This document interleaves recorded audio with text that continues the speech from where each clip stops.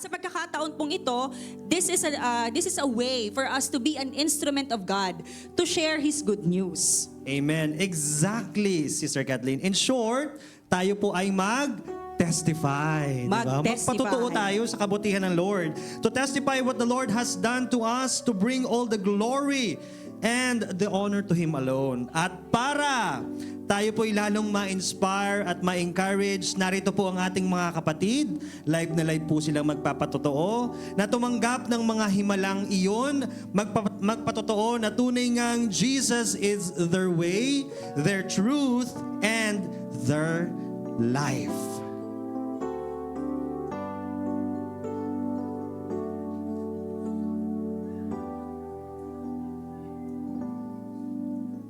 When I think about the Lord, how He saved me, how He raised me, how He filled me with the Holy Ghost, how He healed me to the uttermost. When I think about the Lord, how He picked me up and turned me around, how He set my feet on solid ground. Blessed anniversary po sa bawat isa. Woo! Praise the Lord. Happy anniversary po. It's an opportunity po na makatayo sa harapan nyo ngayon. Hallelujah. Magandang hapon po sa bawat isa. Ako po si Brother Arnold ng Joshua Tribe. Amen. Share ko lang po yung life experience ko at testimony ko po sa inyo. Ako po ay lumaki na Katoliko.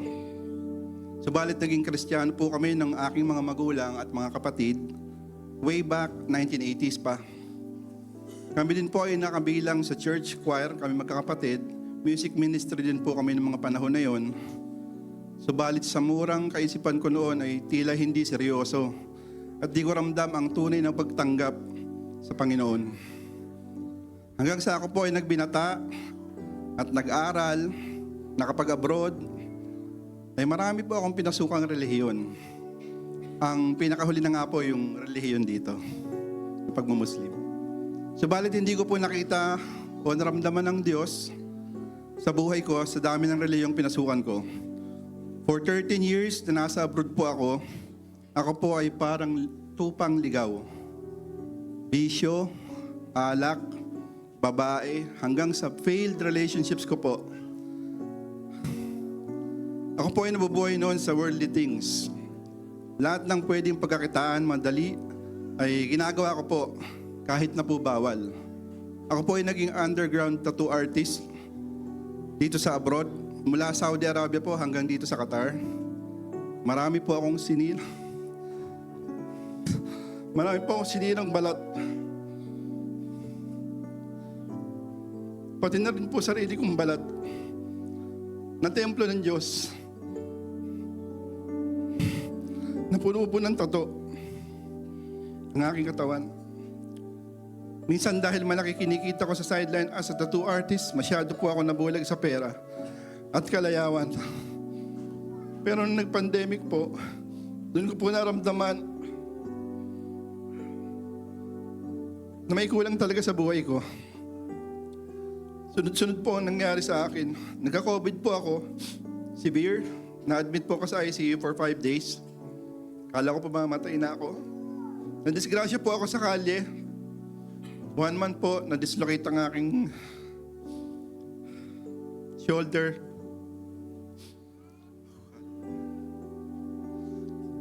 Pero yun na po pala ang pagtapik ng Panginoon sa akin. Yung kanang balikat ko po na dislocate na ginagamit ko, ito po yung sa pagtatato. Dumating ang time na naramdaman ko po yung emptiness sa puso ko. Hindi na ako masaya sa buhay ko at parang may kulang talaga. May bumulong sa akin na hanapin ko si Lord.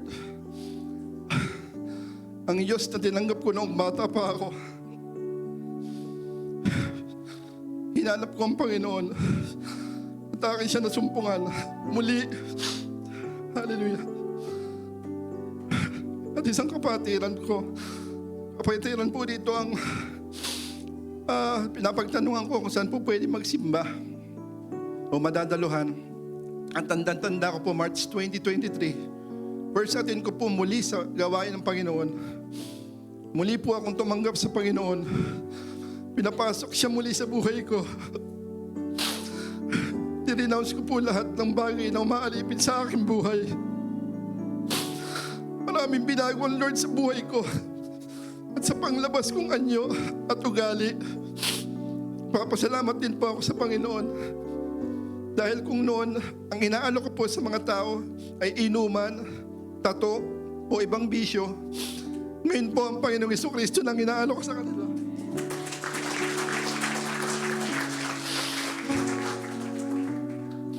Hallelujah. Hallelujah.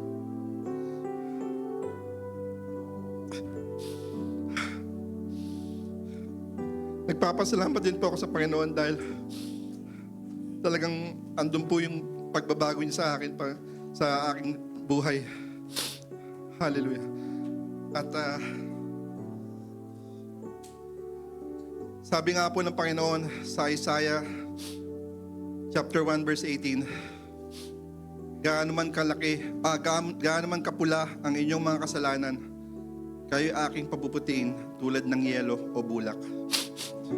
Wala pong sino man ang malayo at hindi kayang abutin ng pag-ibig at habag ng Panginoon. At pinapatawad niya tayo. At walang sino man na hindi niya kayang baguhin. Basta tayo willing na lumapit sa Kanya. Dahil walang relihiyon ang kayang magpabago sa isang tao, kundi ang pagkakaroon lamang ng relasyon kay Jesus. Siya lamang po ang daan sa tunay na pagbabagong buhay.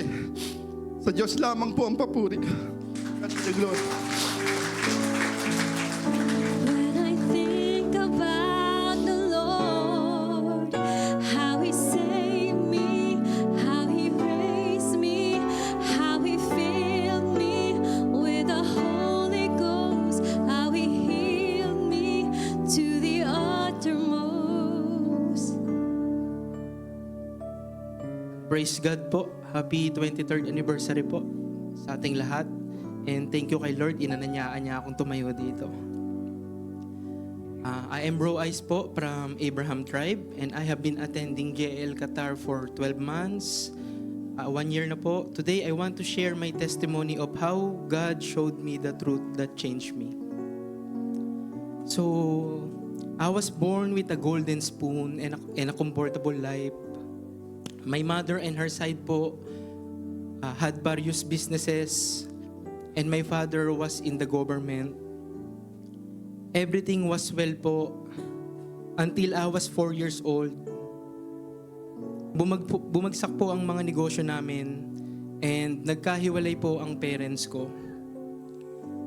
Naghirap po kami and nagbenta kami ng ari-arian.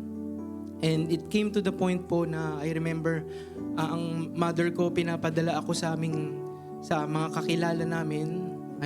Naglalakad ako, then I was madalas niya akong dadalahan with the piece of paper. And that time hindi ko pinapakialaman kasi utos lang naman sa akin. Until palagi niyang ginagawa, then I read the paper. The papers, yung papel po nakasulat, Mare, pare, pahiram naman ng ganitong halaga. Pinadala ko si Isley kasi wala kaming load. So, to the point po na yung magandang buhay namin, it turns upside down po. Na yung dating may bahay, nanirahan po kami in layman's term, nanirahan po kami sa squatter. So at early age po, from that experience, I learned how to stand up on my own. I learned how to make money. Then, kinalaunan po, I was able to establish a business in the construction industry sa Pilipinas po. Malakas po ang kita. It can sustain my needs, my wants, pati po yung pangangailangan ng pamilya ko. I reached 25 years old po na ganun lang ang buhay ko. No satisfaction. Wala pong kakontentuhan sa buhay. And then, fast forward po, bumagsak po yung naging negosyo ko na yun. 2022 po, I was in the UAE. And someone invited me to go to the church. And then sabi ko, in-accept ko po, why not? I attended their service po. The transformation in my life started there when I met Jesus and accepted Him as my life and Savior. Nagpatuloy lang po ako sa paglapit kay Lord. He taught me the principle of Matthew 6:33. Seek first the kingdom of God and His righteousness, and all these things shall be added unto you. Masyado po kasi akong nahumaling sa pera. Dahil naging inspiration ko po na dapat hindi na ako maghirap. Puro naging sarili ko na lang yung focus ko. Then kaka-attend ko po sa kanila, I remember when I first surrendered myself to the Lord. Sabi ko sa Lord, Lord, thank you for giving me another chance. Thank you for redeeming me. Thank you for rescuing me. Panginoon, magbibigay po ako sa inyo. I remember po yung unang nag-tithes ako kay Lord. Pagbigay ko po noon, that exact time po, hanggang ngayon po, yung saya po, grabe, sobrang saya. I phone my lola, sabi ko, pagtapos ng service, Lola, sabi ko, na-surprise din naman ako dati. Naregaluhan ako ng mahal na bagay, sinagot ako ng nililigawan, masaya siya, pero yung saya nung small act na ginawa ko na ganun kay Lord, sabi ng lola ko, Apo, that's what you called unspeakable joy. So ayun po,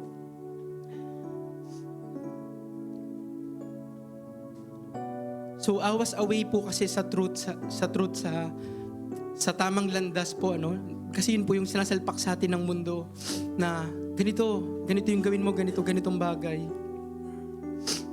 Now, even though po na my income was not the same was during my construction business, I am satisfied and contented in the Lord. And being contented doesn't mean that you don't desire for more. It's being happy and putting your trust to the Lord who gives the truth. I'm just praying po sa sarili. Alam ko po si Lord marami pang bagay na ibibigay sa akin. The truth will set us free. Kung ano man ang daladala po natin, feeling natin hindi tayo makakaahon sa buhay. Hindi na tayo aasenso or successful naman tayo pero feeling natin kulang pa din. Let us seek, find, and know the truth. And the only way to know the truth is to know the Jesus Christ. All praises and glory to God po.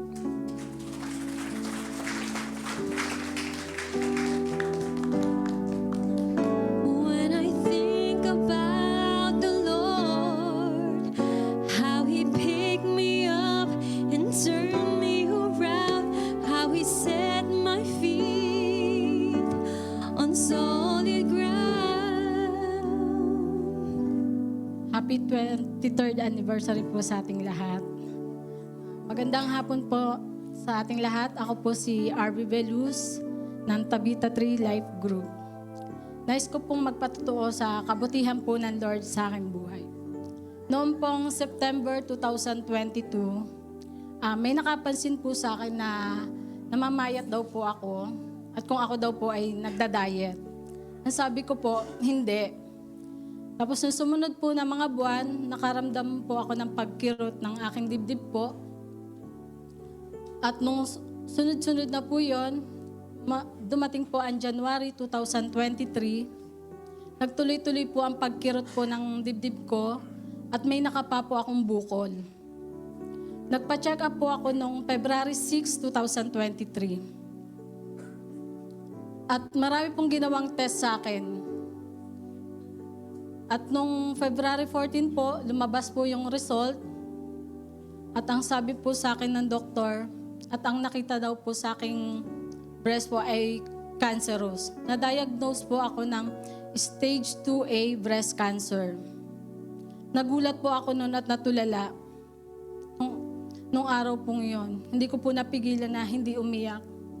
Kasi nga po, hindi po biro yung sakit na yun. Hindi rin po ako makatulog sa kakaisip po ng karamdaman ko po ngayon. Alam ko po na time po yun, lugmok na lugmok po ako. Pero nung nabasa ko po sa Jeremiah 33 verse 3, ang kung saan ang sabi ng Panginoon, "Call to me and I will answer you and show your great the mighty things in which you do not know." Nagpray po ako nun sa Lord. Sabi ko, "Lord, kayo na po ang bahala sa buhay ko at kung ano po yung will nyo para sa akin." After po nun, gumaan po ang pakiramdam ko. Kaya nagpapasalamat po ako sa Lord dahil nararamdaman ko ang pagkilos niya sa buhay ko. Dumaan po ang maraming chemotherapy, 12 cycle po from March 14 to September 3. At naoperahan po ako noong September 14, 2023. All up po, sinamahan po ako ng Panginoon. Tunay pong makapangyarihan ang panalangin. Tinugon niya ko sa kanyang kaparaanan. Dumaan din po ako sa mga follow-up check-up every 3 months sa oncology, every 6 months po sa surgeon doctor, at mga blood test po, ultrasound, MRI. Glory to God po. I'm declared I'm cancer-free. Salamat po sa Lord. Pasupuri sa Lord. He is our Jehovah Rapha, the God who heal. He is our Jehovah Jireh, na patuloy nagbibigay kalakasan at kapayapaan. Sa pangalawang buhay kong ito, ay patunay na sa Diyos lamang nagmumula ang kakumpletuhang kagalingan, panibagong kalakasan at regalo ng buhay. Papuri sa Diyos, sa sumasagot ng panalangin at nagdurugtong sa buhay. And then, Jesus Christ is the life.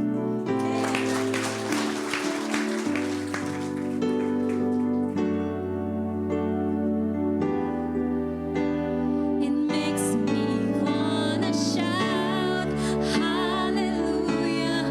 Thank you, Jesus. Lord, you're worthy of all the glory and all of the honor and all of the praise.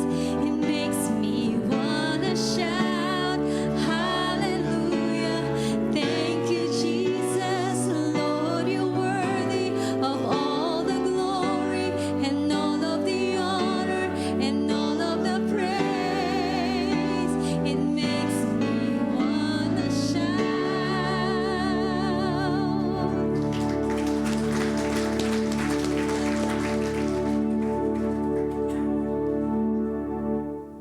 Amen. Praise the Lord. Tunay nga pong dakila po ang ating Panginoon. Palakpakan Praise po God. natin minsan pa.